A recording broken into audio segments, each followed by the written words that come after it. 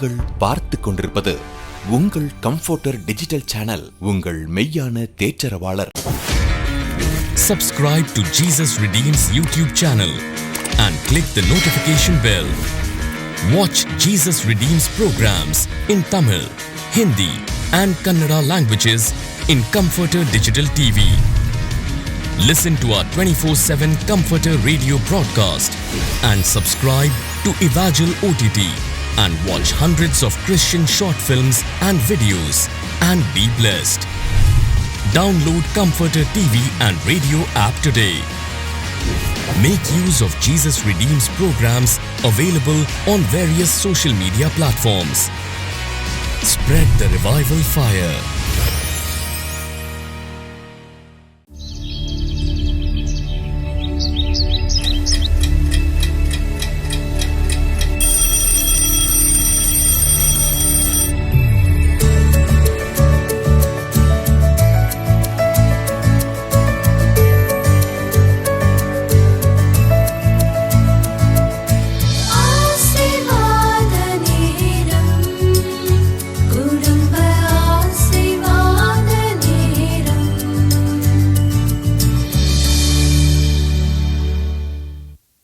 பிரியமானவர்களே, இயேசு கிறிஸ்துவின் நாமத்தில் உங்களை உங்களுடைய குடும்பத்தில் இருக்கிற எல்லாரையும் நான் வாழ்த்துகிறேன். எப்படி இருக்கீங்க? நல்லா இருக்கீங்களா? குடும்பத்தில் எல்லாரும் சுகமாக, சந்தோஷமாக, மகிழ்ச்சியாக இருக்கிறீங்களா? ஆண்டவர் உங்களை பாதுகாப்பு ஆசீர்வாதமாக நடத்துகிறார்ல, ஆண்டவரை துதிக்கணும். தினந்தோறும் ஆண்டவருக்கு நன்றி பலிகளை நம்ம ஏறெடுக்கணும். ஆண்டவரை துதிக்க துதிக்க அவருடைய உள்ள மகிழ்ச்சி அடையும். என்னால் ஒரு புது நாளை பார்ப்பதே அவருடைய கிருபை தானே. நாள்தோறும் அவருடைய கிருபை தான் நம்மளை பாதுகாக்கிறது.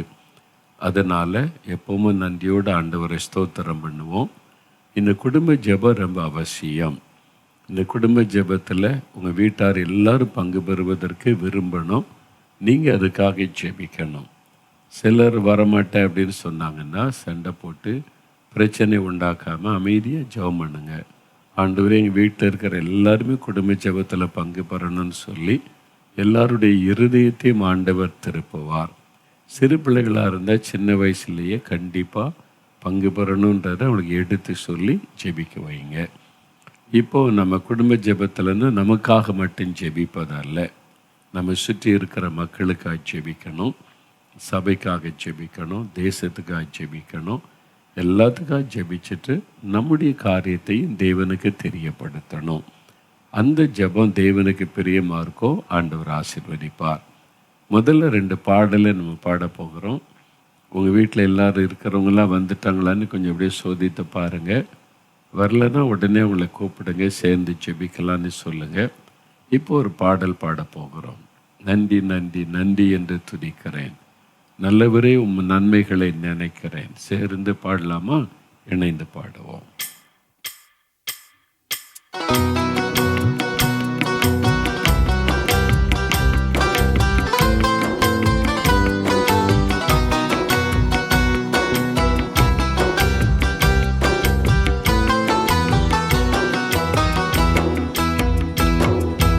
நன்றி நன்றி நன்றி என்று துதிக்கிறேன், நல்லவரேவும் நன்மைகளை நினைக்கிறேன். நன்றி நன்றி நன்றி என்று துதிக்கிறேன், நல்லவரேவும் நன்மைகளை நினைக்கிறேன். நன்றியையா நன்றியையா ஏசையா, நன்றியையா நன்றியையா ஏசையா. தகுதியில்லா அடிமை என்னை அணைக்கின்றே, தாங்கி தாங்கி வழி நடத்தி மகிழ்கின்றே. தகுதியில்லா அடிமை என்னை அணைக்கின்றே, தாங்கி தாங்கி வழி நடத்தி மகிழ்கின்றே. அதிசயங்கள் ஆயிரம் அன்பரேவும் கரங்களிலே, அதிசயங்கள் ஆயிரம் அன்பரேவும் கரங்களிலே. நன்றி நன்றி நன்றி என்று துதிக்கிறேன், நல்லவரேவும் நன்மைகளை நினைக்கிறேன். நன்றி நன்றி நன்றி என்று துதிக்கிறேன்,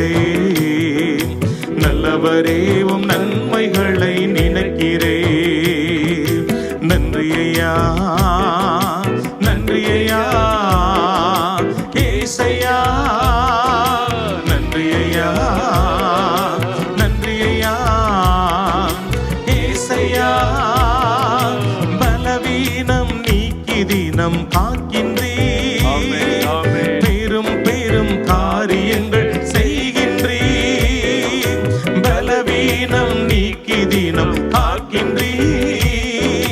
பெரும் பெரும் காரியங்கள் செய்கின்றீர். தீமையான அனைத்தையும் நன்மையாக மாற்றுகிறீர். தீமையான அனைத்தையும் நன்மையாக மாற்றுகிறீர். நன்றி நன்றி நன்றி என்று துதிக்கிறேன். நல்லவரேவும் நன்மைகளை நினைக்கிறேன்.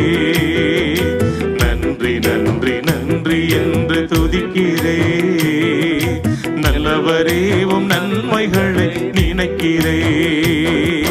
நன்றி ஐயா, நன்றி ஐயா, ஏசையா, நன்றி ஐயா, நன்றி ஐயா, ஏசையா.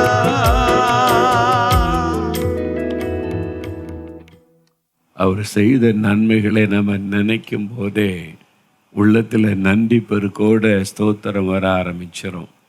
அதனால் நன்றியோடு அவரை துதிப்போம். இன்னொரு பாடல் பாட போகிற சேர்ந்து எல்லாரும் கைத்தட்டி சேர்ந்து பாடணும். சரியா?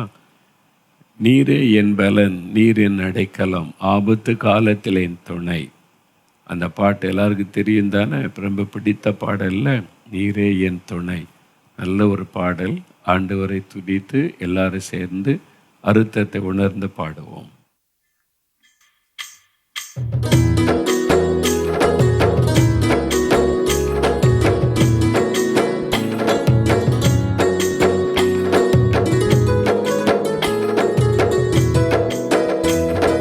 நீரே என் பலன், நீர் என் அடைக்கலம், ஆபத்து காலத்தில் என் துணை, சுற்றி நின்று என்னை காக்கும் கண்மலை. நீரே என் பலன், நீர் என் அடைக்கலம், ஆபத்து காலத்தில் என் துணை, சுற்றி நின்று என்னை காக்கும் கண்மலை. யாக்கோபின் தேவனின் அடைக்கலம், யெகோவா தேவனே என் பலன். யாக்கோபின் தேவனின் அடைக்கலம், யெகோவா தேவனே என் பலன். கலக்கமில்லை, பயங்கள் இல்லை வாழ்விலே, நான் இருப்பதோ கர்த்தரின் கரத்திலே. கலக்கமில்லை, பயங்கள் இல்லை வாழ்விலே, நான் இருப்பதோ கர்த்தரின் கரத்திலே.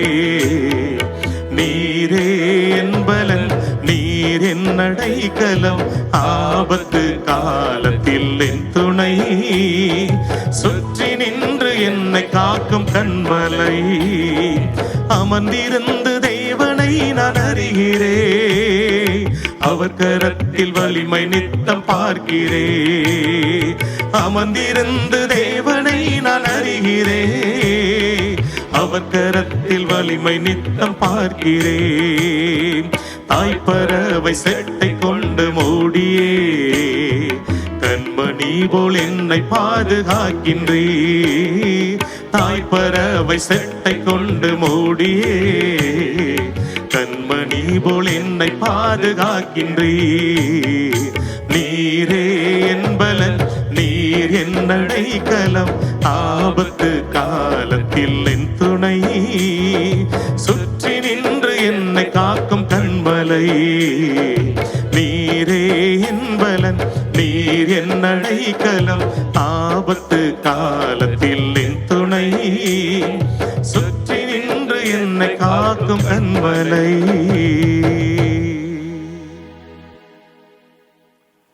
நம்மை சுற்றிலும் அவர் வேலி அடைத்து பாதுகாக்கிற தேவன். நம்மையும் நம்முடைய குடும்பத்தையும் அவர் பாதுகாக்கிறார். அந்த விசுவாசத்தை நாம் எப்பொழுதும் அறிக்கையிடணும். யோபுவையும் அவன் வீட்டையும் அவனுக்கு உண்டான எல்லாவற்றையும் கர்த்தர் வேலி அடைத்து பாதுகாத்தார் என்று வேதத்தில் பார்க்குறோம்ல. அது நமக்கு தான், நமக்கு அது எழுதப்பட்டு இருக்கிறாரு. யோபுக்கு மட்டும்தான் அப்படியா? ஆண்டவர் ஆபிரகாமையும் அவன் குடும்பத்தையும் அப்படி பாதுகாத்தார். ஈசாக்கு, யாக்கோபு அதே மாதிரி தான். இப்போ நாம் என்னையும் என் வீட்டையும் எனக்கு உண்டான எல்லாவற்றையும் எங்கள் எல்லாரையும் நீங்கள் வேலி அடைத்து பாதுகாக்கிறதற்காய் ஸ்தோத்திர ஆண்டவரே அப்படின்னு ஆண்டவரை துதிக்கணும். சரி, இப்போ ஒரு வேத வசனம். எண்ணாகமம் 11ஆம் அதிகாரம் எடுத்துக்கொள்ளுங்க. எண்ணாகமம் 11ஆம் அதிகாரத்தில் 2 வசனங்களை வாசிப்போம். எண்ணாகமம் 11ஆம் அதிகாரம் எடுத்துட்டிங்களா? பைபிளை புரட்டுங்க. பழைய ஏற்பாட்டில் 183வது பக்கம், 11ஆம் அதிகாரம் முதல் 2 வசனம். பின்பு ஜனங்கள் முறையிட்டு கொண்டிருந்தார்கள். அது கர்த்தருடைய செவிகளில் பொல்லாப்பாயிருந்தது.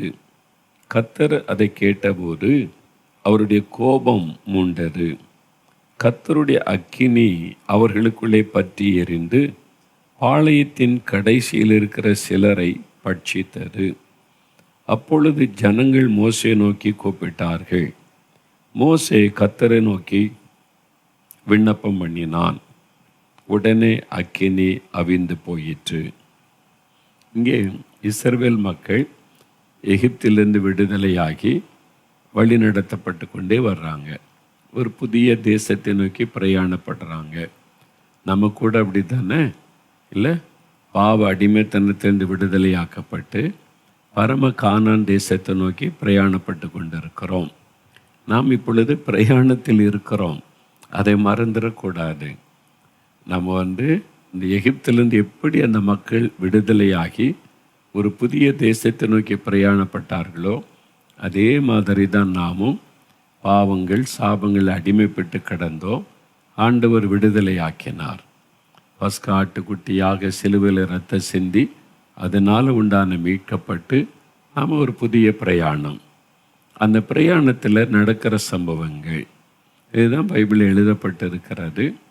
அந்த நாட்களில் 30 லட்சம் பேர், காலாட்கள் மாத்திரம் 6 லட்சம் பேர், ஆண்கள் பெண்கள் சிறு பிள்ளைகள் எல்லாம் சேர்த்த கிட்டத்தட்ட 30 லட்சம், கூட குறைய இருக்கலாம், அவ்வளோ லட்சம் பேர் பிரயாணப்படுறாங்க. இப்போ மோசே தலைமையில் அவங்க ட்ராவல் பண்ணுறாங்க. இப்போ என்ன நடக்குது பாருங்க. பின்பு ஜனங்கள் முறையிட்டு கொண்டிருந்தார்கள். கம்ப்ளைண்ட் பண்ணுறாரு. அது சரியில்லை, இது சரியில்லை, தண்ணி வரல, இது கிடைக்கல, அவங்களுக்கு இது கிடைச்சது, எங்களுக்கு இது கிடைக்கல. என்னத்தை இவங்க லீட் பண்ணுறாங்க, என்ன லீடர்ஸ் இருக்கிறாங்க, அவங்க பார்ஷியாலிட்டி பார்க்குறாங்க, எங்களை கவனிக்கலை. ஏதோ ஒரு முறுமுறுப்பு தேவை குறித்து கம்ப்ளைண்ட் பண்ணிக்கிட்டே இருக்கிறாங்க. குறை சொல்லிக்கிட்டே அது சரியில்லை இது சரியில்லைன்னு சொல்லி 30 லட்சம் பேரை ஒரு வனாந்திரத்தில் வழி நடத்துறதுன்னா சாதாரண விஷயமா? அங்கே ஆறு கிடையாது, தண்ணி கிடையாது, பாருங்க, உணவுக்கான எந்த வசதியும் கிடையாது, வெறும் வனாந்தரம். எல்லாம் நடக்கணும். உணவு பரலோகத்திலேருந்து ஆண்டவர் கொடுக்கிறார், மன்னா. தண்ணி வேணுமா, கண்மேலேருந்து தண்ணீரை புறப்பட பண்ணுகிறார். நீங்கள் அதை யோசித்து பார்த்துங்க. தண்ணீர் சும்மா அப்படியே குழாயிலேருந்து வர்ற மாதிரி இல்லை. 30 லட்சம் பேருக்கு எப்படி போதும்? நதி மாதிரி ஓடி இருக்கும், ஆறாக தண்ணி ஓடி இருக்கும். அப்போ தான் 30 லட்சம் பேர் அதில் தங்களுடைய தாகம் தீர்த்திருக்க முடியும். அந்த மிருக ஜீவன்கள் எல்லாத்துக்கும் தேவை இருக்குல்ல. அப்போ தேவன் இவ்வளெல்லாம் செய்து வழி நடத்தி கொண்டு வந்தால் சின்ன சின்ன காரியத்துக்கு முறுமுறுப்பது, கம்ப்ளைண்ட் பண்ணுவது, மற்றவங்களுக்கு குறை சொல்லுவது, இந்த மாதிரி கம்ப்ளைண்ட் பேசின உடனே ஆண்டவருக்கு கோபம் வந்து விட்டார்.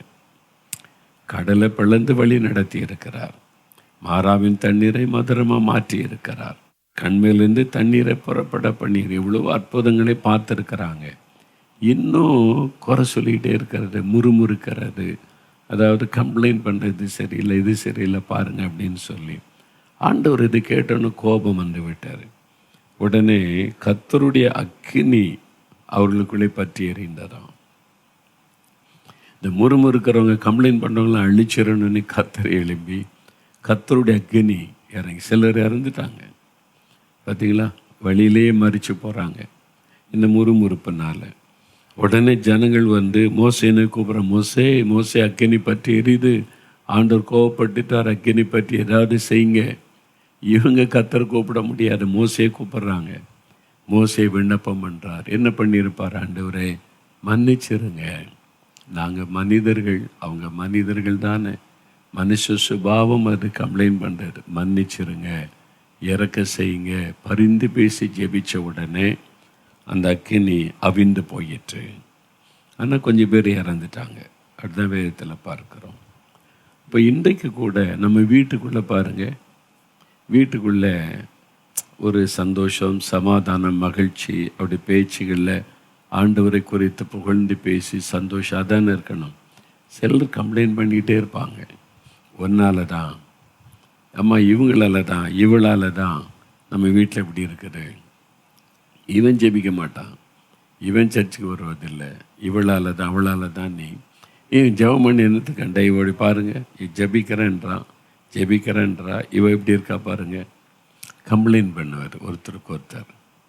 ஒரு வீட்டுக்குள்ளே ஒரு மனமாக அன்பாக ஐக்கியமாக இல்லாதபடி கம்ப்ளைண்ட் பண்ணுவார், குறை சொல்லுவது, ஏதாவது ஒரு குற்றத்தை சொல்லிக்கிட்டே இருக்கிறது. சிலர் பார்த்தீங்களா அதான் சுபாவம். அந்த வீட்டுக்குள்ளே இந்த காரியம் நடந்துக்கிட்டே இருந்தால் என்ன ஆகும்னு சொன்னால், ஒருவருக்கொருவர் உள்ள அன்பு பாதிக்கப்படும், ஐக்கியம் பாதிக்கப்படும், உறவு பாதிக்கப்படும். இதை பார்த்து ஆண்டவருடைய உள்ளம் துக்கமடையும். துக்கமடைவது மாத்திரம் சில சமயம் கோபப்பட்டுருவார். இவ்வளவு நான் உங்களுக்கு நன்மை செய்கிறேன், உங்களோட பேசுகிறேன், உங்களோட நான் வாசம் பண்ணுறேன், உங்களுடைய ஜெபத்தை கேட்குறேன், உங்களுக்கு அற்புதம்லாம் செய்கிறேன், ஆனாலும் நீங்கள் உணர்வு இல்லாமல் ஒருத்தருக்கு ஒருத்தர் குறை சொல்லி சண்டை போட்டுக்கிட்டே இருக்கிறீங்க, வீட்டுக்குள்ளே வாக்குவாதம் பண்ணுறீங்க, கூக்குரல் எழும்புது, அம்மா பாருமா இவன், அப்பா பாருமா இவங்கள, அப்பாவை பாருமா அம்மாவை பாருமா, இது மாதிரி குறை சொல்லிக்கிட்டு கம்ப்ளைண்ட் பண்ணிக்கிட்டு இந்த சத்தம் எழும்புது பாருங்க. இது தேவனை இரிட்டேட் பண்ணிக்கிட்டே இருக்கும். உங்கள் வீடு எப்படி இருக்குது யோசித்து பாருங்கள். வீடுன்னு இருந்தால் சண்டை சச்சரவு வரத்தானே செய்யும், வரும். எப்போவுமே சண்டை சச்சரவுன்னு இருந்தால் வாக்குவாதம், சண்டை, சாப்பாட்டுக்கு முறுமுறுப்பு, ஒரு காஃபி எனக்கு டைமுக்கு தரல, இது குளிர்ந்து போயிருக்குது அப்படின்னு ஒரு முறுமுறுப்பு. இது ஒன்றுக்கும் சண்டை போட்டுக்கிட்டே இருந்தால் எப்படி யோசித்து பாருங்கள். யாராவது ஒருத்தர் சொன்னாங்க, அவங்க வீட்டில் 3-4 பேர் சில ஸ்கூலில் படிக்கிறாங்க. தாயார் தோசை சுட்டு கொடுத்தாங்க. 4 பிள்ளைகளுக்கு சூடாக கொடுக்கணும், 4 பிள்ளைகள் ஸ்கூலுக்கு அனுப்பணும். 2 தோசை செட்டு வச்சு சுட்டு சூடாக கொடுக்குறாங்க, பிள்ளைகள் சாப்பிடட்டன்னு. ஒன்றுக்கு தட்டண்டி சண்டை, எனக்கு முதல்ல கொடு, உனக்கு முதல்ல கொடு அப்படின்னு. தர்றேன், ஒவ்வொருத்தருக்காக தர்றேன்னு தாயார் கொடுக்குறாங்க. கொஞ்சம் என்ன இவனுக்கு தான் கொடுத்துக்கிட்டே இருப்பீங்க அப்படின்னு அவனை இடிக்கிறாரு, அவளை இடிக்கிறார். அவங்களுக்கு அக்கான்னா தான் முக்கியம், தங்கச்சின்னா தான் முக்கியம், அவளுக்கு தான் கொடுப்பீங்க. முறுமுறுப்பு, சண்டை. கொஞ்சம் பொறுமையாக இருந்து, அம்மா எல்லாருக்கு தான் தரப்போகிறாங்க. இல்லை அதில் ஒருத்தர் தோசை எடுத்து அவசரமாக சுட்டு போட பிஞ்சிட்டா, எனக்கு இந்த பிஞ்ச தோசை வேண்டாம், தூக்கி எறிகிறாரு. பிஞ்ச தோசை எனக்கு வேண்டான்னு. அம்மா பொறுமையாக சொல்லி பார்த்தாங்க. சரி, பிஞ்ச தோசை வேண்டாம்ல, கொடு, பிய்யாத தோசை உனக்கு நல்லா சுட்டு தர்றேன், ஆனால் ஒன்று, இந்த தோசையை பிக்காமல் நீ சாப்பிடணும் அப்படின்னாங்களா. பிக்கவே கூடாது, பிக்காமல் சாப்பிடணும். பிஞ்ச தோசை வேண்டான்னு, இப்போ நான் தோசை முழுசாக சுட்டு தர்றேன், பிக்காமல் சாப்பிடணும் அப்படின்னாங்க. அது எப்படி சாப்பிட முடியும்? பிக்காமல் எப்படி சாப்பிடும்? பிக்காமல் நீ தானே கேட்ட, இந்த பிஞ்ச தோசை எனக்கு வேண்டான்னு சொன்னல, பிச்சு தானே சாப்பிட்றோம். அப்போ ஒன்று பிஞ்சிட்டுன்னா நீ சாப்பிட்ருக்கலாம்ல, பிக்காமல் சாப்பிடு, இல்லைன்னு அவ்வளோதான். இப்போ ஒரு புத்தி தெளிஞ்சிட்டு, தப்பு தான்மா நான் கேட்டது, ஐம் சாரி. அதுக்கப்புறம் தாயார் சரி சாப்பிடு அப்படின்னு சொன்னாங்க. இது மாதிரி சின்ன சின்ன காரியத்துக்கும் சின்ன பிள்ளைகள் மாதிரி பெரியவங்களும் சண்டை போடுவாங்க. அதாவது தமாசுக்கு விளையாட்டுக்கு ஒன்று பேசுகிறது வீட்டுக்குள்ள சகஜம். சீரியஸாக சண்டை போட்டு பேசாமல் இருப்பாங்க. அண்ணனும் தங்கச்சியும் பேச மாட்டாங்க, அக்காவும் தம்பியும் பேச மாட்டாங்க. இந்த இதில் அம்மாவும் சில மகனும் பேச மாட்டாங்க, அப்பாவும் சில மகளும் பேச மாட்டாங்க. வாக்குவாதம், இவர்கிட்ட பேசணும் ஒரே வாக்குவாதம் தான் பேசுகிறேன், முறுமுறுப்பு, கம்ப்ளைண்ட் பண்ணுறது. ஒரு வீட்டுக்குள்ளே அப்படி இருக்கக்கூடாது. ஒரு வீடுன்னு இருந்தால் சந்தோஷமாக கலகலப்பாக பேசி ஆண்டவரை பற்றி பேசணும், துதிக்கணும், ஜெபிக்கணும். அப்படி தான். ஆனால் பிரச்சனை வருதில்ல, ஒரு தேவை வரும்போது தான் இதெல்லாம் வருது. ஒரு அவசியம் வரும்போது, அப்போ எனக்கு ஃபீஸுக்கு பணம் கொடுக்கணும், அவனுக்கு மட்டும் கொடுக்குறீங்க, இருந்தால் தரோம், நாளைக்கு தரலாம். இது மாதிரி பணத்தினால அல்லது ஒரு பொருளினால சில வாக்குவாதங்கள்லாம் கூட வரக்கூடும், கம்ப்ளைண்ட் வரும். அவனுக்கு தான் செய்கிறீங்க, எனக்கு செய்ய மாட்டீங்க, என் மேலே உங்களுக்கு அன்பே இல்லை அப்படின்னு சில பிள்ளைகள் பேசுவாங்க. இது மாதிரி ஒரு குடும்பத்துக்குள்ளே வாக்குவாதம் வரும்போது அது தேவனை துக்கப்படுத்தும். அவர் தானே குடும்ப தலைவர். அப்போ என்ன செய்யணும்? ஒரு பிரச்சனை நீ வந்துட்டா அதை பேசிக்கொண்டே இருக்காமல், ஒருத்தருக்கு ஒருத்தர் குறை சொல்லாமல், பிலிப்பியர் 4ஆம் அதிகாரம் 6-7 என்ன சொல்லியிருக்கு பாருங்க. பிலிப்பியர் 4ஆம் அதிகாரம் 6-7 வாசிக்கும்போது என்ன சொல்லியிருக்குது? நீங்கள் ஒன்றுக்கும் கவலைப்படாமல், எது கவலைப்படுறீங்க? இந்த தேவை, அந்த தேவை, இந்த பிரச்சனை, அந்த பிரச்சனை, எதுக்கு வாக்குவாதம் பண்ணணும்? ஒன்றுக்கும் கவலைப்படாமல் எல்லாவற்றையும் குறித்து தேவனுக்கு தெரியப்படுத்துங்க. ஸ்தோத்திரத்தோட ஜபத்தினாலும் வேண்டுதலினாலும் தேவனுக்கு தெரியப்படுத்துங்க. அப்பொழுது எல்லா புத்திக்கும் மேலான தேவ சமாதானம் உங்கள் இருதயங்களை, உங்களுடைய குடும்பத்தை கிறிஸ்து இயேசுக்குள்ளாக காத்துக்கொள்ளும்.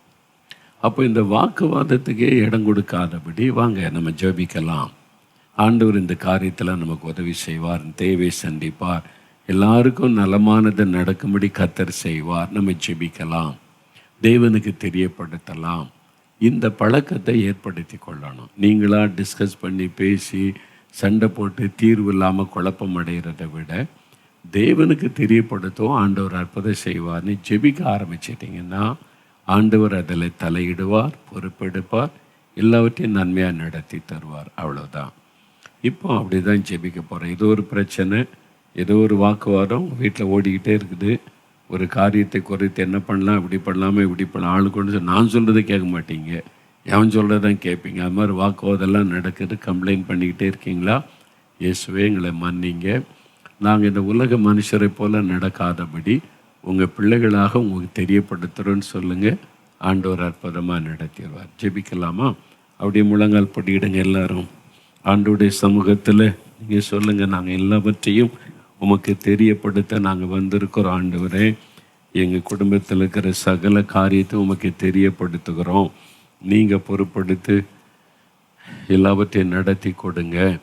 எங்கள் வீட்டுக்குள்ளே இந்த முறுமுறுப்பு, இந்த வாக்குவாதங்கள், கம்ப்ளைண்ட் பண்ணுறது, ஒருத்தரை பற்றி ஒருத்தர் குறை சொல்கிறது, அவங்கள பற்றி வாக்குவாதங்கள், இதெல்லாம் எங்கள் வீட்டில் வேண்டாம். நாங்கள் உங்கள் பிள்ளைங்க, இது உங்கள் குடும்பம். நாங்கள் ஒருத்தருக்கு ஒருத்தர் சமாதானமாக, சந்தோஷமாக, மனமகிழ்ச்சியாக இருக்கணும். இந்த முறுமுறுப்பு, சண்டைக்கு இடம் கொடுக்கக்கூடாது. உங்களுக்கு நாங்கள் எல்லாத்தையும் தெரியப்படுத்துகிறோம். நீங்கள் தலையிட்டு எங்களுடைய எல்லா காரியத்தையும் பொறுப்படுத்த நடத்தி தாங்க. இந்த பிரச்சனைக்கு நீங்கள் நல்ல முடிவு உண்டாக்கி கொடுங்க.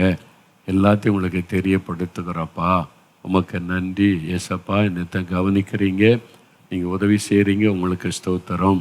அப்படி எங்கள் தெருவில் இருக்கிற எல்லா குடும்பத்துக்காக நாங்கள் ஜெபிக்கிறோம். எல்லாரும் ரட்சிக்கப்படவும், சத்தியத்தை அறிகிற அறிவு அடையவும் தேவன் சித்தமுள்ளவராக இருக்கிறார் நீ வாசிக்கிறோமே. எங்கள் தெருவில் இருக்கிற எல்லாரும் ரட்சிக்கப்படணும், சத்தியத்தை அறியணும். எங்கள் கிராமத்தில் இருக்கிற எல்லாரும் ரட்சிக்கப்பட்டுமே அறிந்து கொள்ளணும். எங்கள் பட்டணத்தில் இருக்கிறவங்க, ஆண்டவரே, எங்களுடைய கூட வேலை பார்க்குறவங்க, எனக்கு தெரிஞ்சவங்க, ஃப்ரெண்ட்ஸு, நண்பர்கள், சொந்தக்காரங்க எல்லாருக்காக ஜெபிக்கிறோம். எல்லாரும் அறியணும், சத்தியத்தை அறியணும், ரட்சிக்கப்படணும். ஆண்டவரே, உம்முடைய ரட்சிப்பை பெற்றுக்கொள்ளணும். அவங்களுக்காக நீங்கள் சிலுவையில் ரத்த சிந்தினீங்களே, அதை நினைத்து நாங்கள் ஜெபிக்கிறோம். ஆண்டவரே, எங்களுடைய தமிழ்நாட்டுக்காக ஜெபிக்கிறோம், இந்தியாவுக்காக ஜெபிக்கிறோம். சமாதானம் எங்களுடைய தேசத்தில் இருக்கணும். ஆளுகிறவர்கள் மீது நீர் ஆளுகை செய்யும். எங்களை ஆளுகிறவர்களை கர்த்தர் ஆளுகை செய்து நீதியாய், நேர்மையாய், சமாதானமாய் ஆளுகை செய்கிற ஞானத்தை தாரும். பிசாசின் தந்திரங்கள் எதுவும் எங்களை ஆளுகிறவர்களை வஞ்சித்து விடாதபடி கர்த்தர் ஆளுகை செய்து நடத்த வேண்டுமாய் ஜெபிக்கிறோம். நல்ல ஆசீர்வாதமான திட்டங்கள் வரும்படிக்க நாங்கள் வேண்டுதல் செய்கிறோம். தீமையான காரியங்களை அப்புறப்படுத்தி போடுவீராக. எழுப்புதல் திட்டங்கள் நிறைவேறட்டும். எல்லாருக்கும் சுவிசேஷம் அறிவிக்கப்படணும். சபைகளெல்லாம் சுவிசேஷத்தை அறிவிக்கிற சபைகளாக எழும்பணும். நாங்கள் போகிற எங்கள் சபைக்காக ஜெபிக்கிறோம். எங்கள் மெய்ப்பெருக்காக ஜெபிக்கிறோம். எங்கள் சபையில் ஆவியானவர் ஊற்றப்பட்ட ஆதி திருச்சபை போல மாறணும். எழுப்புதல் அக்கினி போடப்படணும், பற்றி எரியணும். ஆவியானவர் ஊற்றப்படணும்.